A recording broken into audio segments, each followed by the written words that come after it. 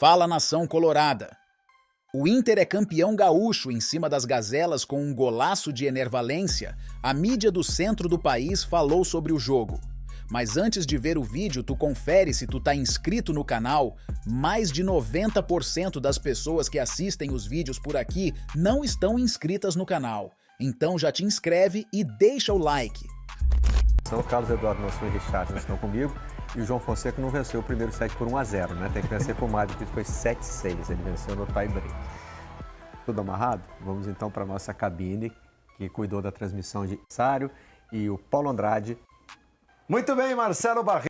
Pois é, o Internacional comemora o título gaúcho, volta a comemorar um título depois de 9 anos, um jejum que incomodava demais e impediu o Inter dessa forma. O que seria o octacampeonato do Grêmio, só o Inter na história do Campeonato Gaúcho conseguiu 8 títulos consecutivamente. Motivo de muita festa para o torcedor do Inter, nós vamos apresentar os melhores momentos e eu vou batendo papo aqui com os comentaristas que estiveram ao meu lado na transmissão, Fernando Praz e Sérgio Xavier. E mais, né, Serginho? Invicto o título do Inter, incontestável. Um abraço aos companheiros do Troca, em primeiro lugar, e esse era o gauchão FIFA, né? Uma importância fundamental, o Grêmio podia igualar, fazer o octa, acabou não fazendo. Só que o que a gente viu no campeonato não foi uma paridade. A gente viu o Inter melhor o campeonato inteiro e principalmente no primeiro jogo. O jogo de hoje foi um jogo, esse sim, mais amarrado, bastante amarrado no primeiro tempo, poucas chances. O Grêmio optou por uma estratégia de ter os seus dois extremos, né? De um lado o Amuso, do outro o Kiki, e os dois acabaram não funcionando. O Edenilson tentou compensar um pouco esses jogadores que talvez não marcassem tanto, talvez não preenchessem tanto o meio campo, e foi um primeiro tempo amarrado de um Inter que parecia que estava administrando a vantagem, né, Praça? O campeonato, na verdade, o Inter fez um campeonato muito melhor, um golaço do Enervalência, um espetacular um gol. É uma jogada que não tem parte tática, não tem nada, isso é parte técnica, né? Não tem organização tática. Mas o Inter foi superior, o campeonato inteiro. E esse jogo, ele tem muito do primeiro jogo, né? O primeiro jogo, o Inter ganha por 2-0. E aí o Inter realmente, não é que administra na questão de não ter jogo, mas o Inter foi menos ofensivo do que no primeiro jogo em virtude do resultado. O Inter não precisava, o Inter poderia dar pro Grêmio a bola, pro Grêmio sair, abrir espaços e o Inter ter contra-ataque com 2 jogadores rápidos. Então assim, o Inter realmente foi um time maduro e jogou, podemos dizer, com o regulamento, sim. Essa talvez tenha sido o único momento que o Grêmio teve alguma chance de passar à frente. Meio no empurra logo depois do gol de cabeça do Wagner Leonardo. Exato. E aí, a partir desse momento, não teve mais jogo, né? Teve substituição, muita treta, expulsão. E aí, festa do Inter, uma festa gigante, uma festa enorme. O Beira-Rio com quase 50 mil pessoas para comemorar. Nós vimos ali a festa do Roger Machado, que construiu uma linda história do outro lado, né, como jogador e como técnico no Grêmio, foi campeão como jogador e técnico e hoje ovacionado pelo torcedor do Internacional. Praz. Eu joguei com o Roger no Grêmio, né? Eu subo profissional, em 98 o Roger já era lateral esquerdo, vitorioso. E quem diria, né, que a gente viria essa cena um ano atrás? Um dos maiores jogadores, um dos maiores laterais esquerdos da história do Grêmio, o ídolo no Grêmio, como treinador, como jogador, no Inter, no Beira-Rio e tendo o nome gritado pela torcida, né?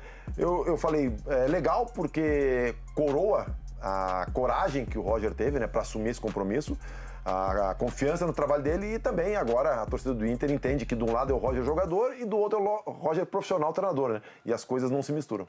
E para ele, pessoalmente, né, um grande feito, apenas o 7º na história, Barreto e amigos, a conquistar títulos pelos 2 rivais, Internacional e Grêmio, entre os técnicos. Uma lista que tem grandes nomes, Tite, Rubens Minelli, Cláudio Duarte, entre outros. É isso, é a festa colorada, o título que vinha engasgado na garganta e depois de 9 anos, o torcedor finalmente pôde pôr para fora e comemorar o título do maior campeão gaúcho. Internacional vai a 46 troféus do gauchão.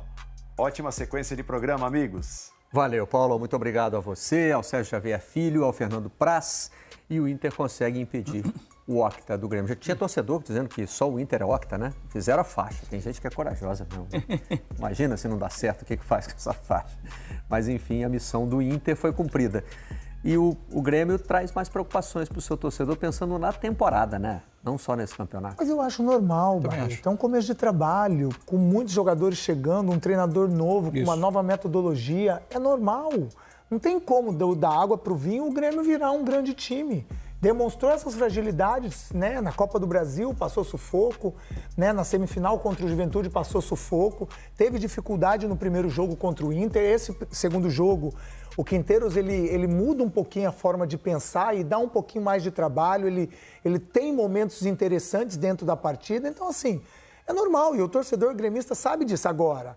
Que daqui para frente ele vai ser mais exigente, ele vai querer um time mais coeso, com mais qualidade técnica, porque tem jogador para isso, um time mais azeitado no sentido dos setores se conversarem melhor, é um Grêmio meio bagunçado ainda, meio com dificuldade de entendimento. Aquilo que o Mansur falou de gatilho de pressão, o Grêmio não tem nada, não tem gatilho de pressão, não tem gatilho de meia linha, de meia pressão, não tem nada.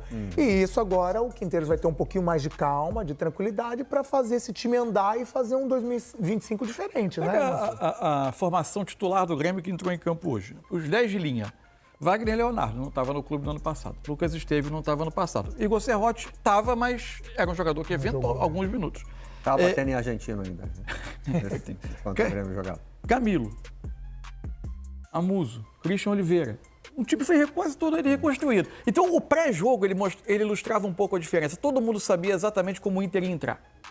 Mesmo um time que foi dizimado na sua formação base do ano passado por problemas de lesão e resistiu a elas, você sabia, dentro desses problemas que o Inter carregou para as finais, e carregou na reta final do Gauchão inteira, você sabia como ele ia entrar, como era o estilo de jogo, como era a maneira de jogar. Porque aí pesa a continuidade do trabalho. Continuidade do trabalho. É o mesmo treinador, a mesma comissão, que vai ter que lidar com a saída de jogadores importantes, e muitos Num jogadores. contexto que jogadores que chegaram, Vitinho, Carboneiro, se encaixaram com mais facilidade, se encaixaram bem. Então você sabia o que esperar do Inter. O Grêmio, antes do jogo, se mantinha o sistema com 2 volantes, um meia mais à frente, com o Monsalve, que acabou ficando no banco, tanto ele quanto o Cristaldo, acabou entrando com o meio reforçado, uma mudança na forma de jogar, tentando igualar um pouco o duelo de meio com o Inter. Até conseguiu, mas para quem precisava ganhar o jogo ofensivamente, acabou produzindo bem pouco. Enfim, acho que as dúvidas sobre como o Grêmio se apresentaria nesse último jogo, pela noção de que ele tinha muitos problemas ainda a resolver, e o Inter muito mais estável, acho que elas ilustram bem a situação de um e de outro nesse Campeonato Gaúcho. Acabou. É que um campeonato como esse, com tanta rivalidade, com o clássico, sempre tem um elemento imponderável, mas foi lógico o resultado final do campeonato. Só vou aproveitar ali que a gente terminou com a linha do impedimento, que demorou horas para ser, do Wagner Leonardo. ser analisada, né? Mais de 7 anos. Para dizer que o PC Oliveira volta na próxima edição do Troca de Passes, que é às 8h30 da noite, com a Joana de Assis, o Eric Faria e o Alex. Rodrigo Coutinho. Não, É isso? Coutinho ou Alex? É o Coutinho. O Alex tem folga hoje. É uma chinelinha. Tá de chinelinha, né, Alex? Tá no chinelinho, tá vendo a gente. Então agora nós estamos encerrando esta edição do Troca de Passes. Eu agradeço ao Carlos Eduardo Mansur